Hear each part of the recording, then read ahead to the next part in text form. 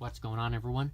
I'm back here with another unboxing video, and today I have an unboxing of a flash that I picked up off of Amazon.com for about $45 with free shipping. And this is the Altura flash for Nikon DSLRs.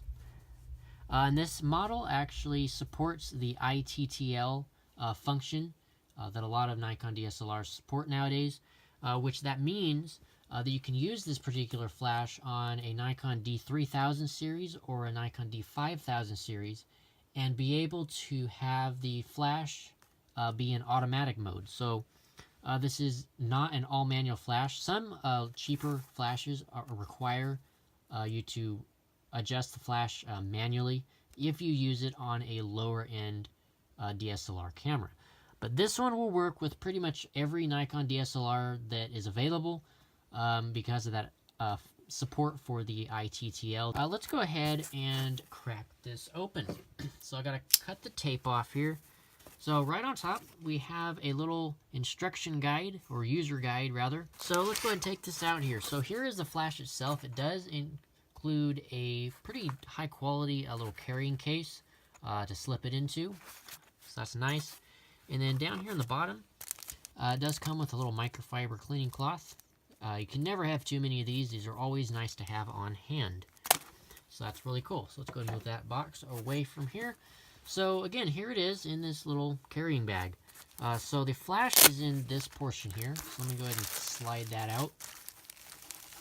There we are. So there is the flash itself. Now there are actually a few other accessories included here. So we do get a little external stand that you can mount the flash onto and set it in an external location as you use the flash in slave mode.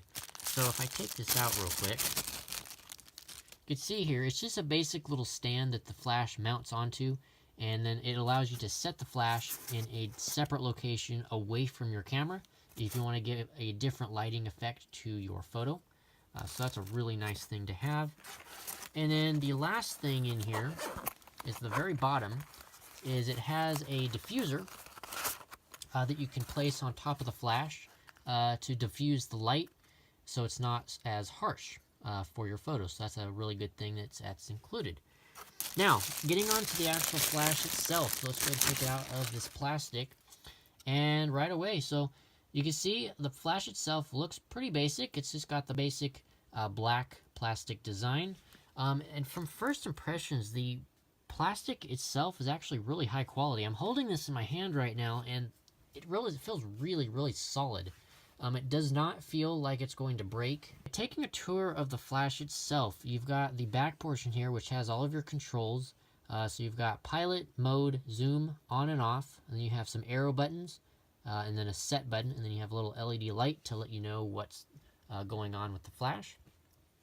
Then you have the little LCD display that shows all of your settings that you currently have set, both for your camera as well as the flash, such as intensity and speed and everything like that.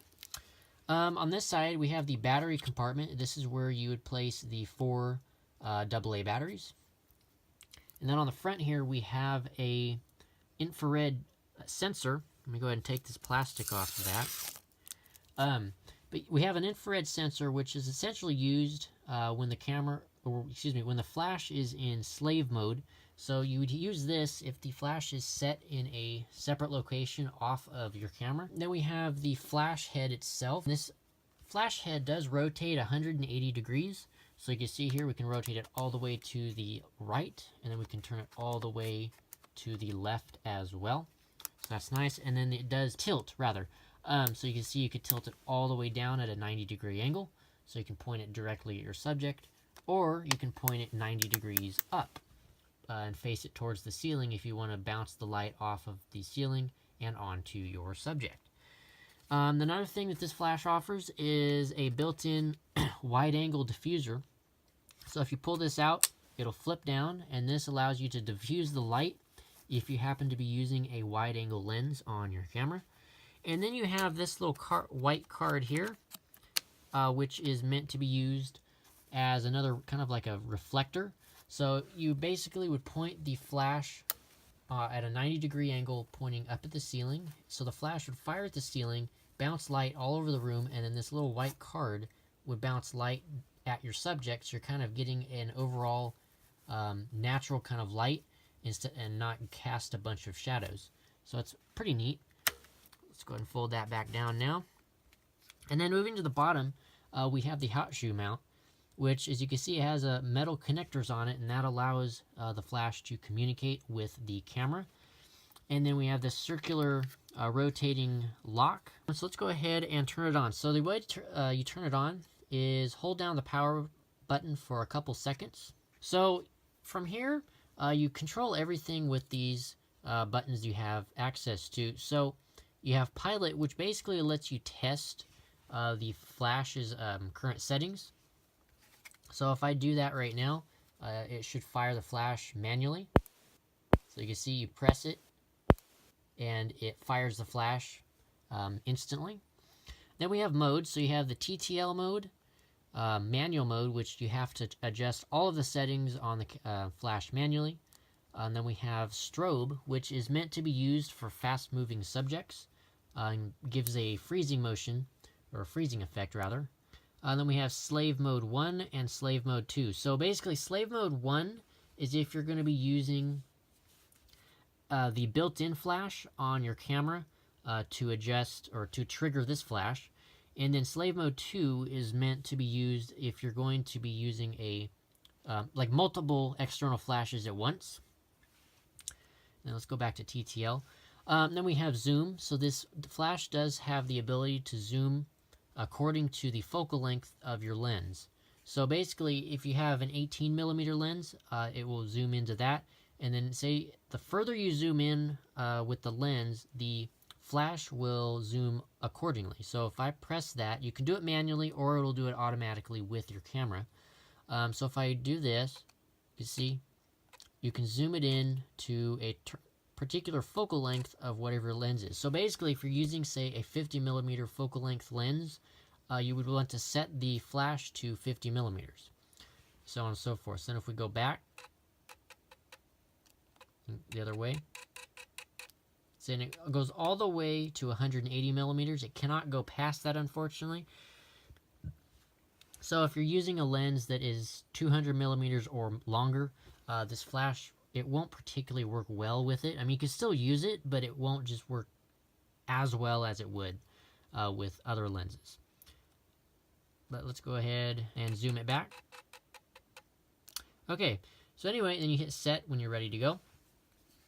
And then we have some basic settings up here. So you can change the speed of the flash as well as the intensity. So you go this way, as you can see, the further I go this way to the right, the flash intensifies. So right now we're at +3, and that is basically the brightest that the flash is capable of going. And then if I go one more time, you have -3, which is the darkest the flash is capable of going. So I don't know if we can see it. This is the darkest, or dimmest rather. You can see it flashes. It's not too bright. And if I go back to +3, as you can see, it's kind of a blinding light, and you don't really want to stare at it when you're doing that, because it will definitely blind you for a few seconds.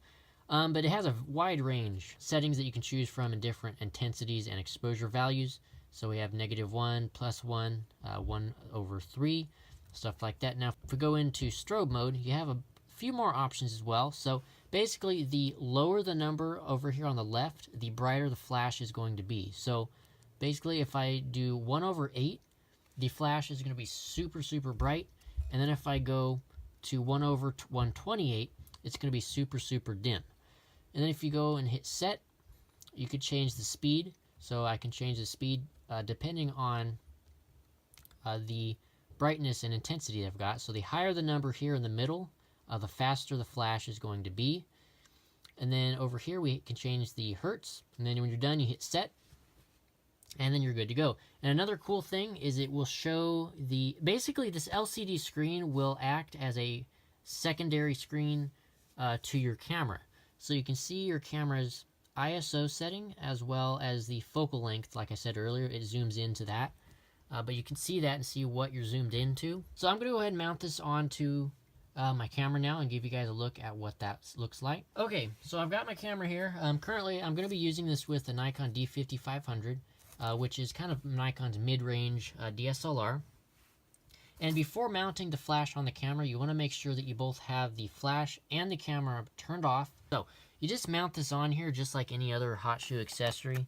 So you just clip it into place like so until it clicks, and then you this little screw down here, you screw that until it gets real tight, and that prevents the flash from moving and wobbling around on top of the camera. So it keeps it snug in place while you're snapping pictures. So let's go ahead and turn the camera on first, and then the flash. There we go. So now, if you watch the screen here and watch the focal length, as I zoom in, you'll see the flash will zoom with the lens. So you can see right now, I'm at 18 millimeter, and I'm going to zoom in, and I'm all the way out at 112 millimeters. So that's pretty cool. And then you can zoom back in. And you can see now it goes back to 18 millimeter. So that's a really neat function that it automatically will do that. And then if we go into TTL, there we go. It'll also show the f-stop. So you can see what aperture your lens is currently set at. You can see the focal length and the ISO, whether or not you have it on auto ISO. So if I change the ISO on the camera, as you can see, it changes on the flash's LCD screen as well. So that's neat, and same thing goes for the aperture. So if I change the aperture on the camera, you can see that reflected on the screen. That's a really, really nifty feature. Now, the one thing it does not show is the change in shutter speed, so that you still have to look at your camera screen to be able to see that. But anyway, then when you're ready to take a picture, you just like normal, you just hold down your shutter button and wait till the camera focuses and go to take a picture. So let's go ahead and do that. As you can see, there we go. Take another one. There you go. And that's basically the basics of this flash. It's a really easy flash to use. You just basically, for beginners, all you really have to do is just mount it on your camera, set it to TTL mode, and you're basically ready to go. You don't have to really do much of anything. The flash is pretty much all automatic. You can still change things, of course, the intensity if you want to. But for the most part, it's just all automatic and will get you a pretty decent photo in low light. So that's it for this video. I hope you guys have enjoyed this video. It's kind of turned out to be a relatively long video, but I wanted to kind of give you guys a review of the flash as well. But yeah, hope you guys have enjoyed this. And make sure to hit that subscribe button right down below. It's greatly appreciated. Make sure to hit that thumbs up button as well. It's also much, much appreciated. And if you guys have any questions or comments or anything along those lines, drop them below and I'll get back to them as soon as I can. So yeah, with that all being said, hope you guys have enjoyed once again, and I'll see you guys in the next one. Peace out.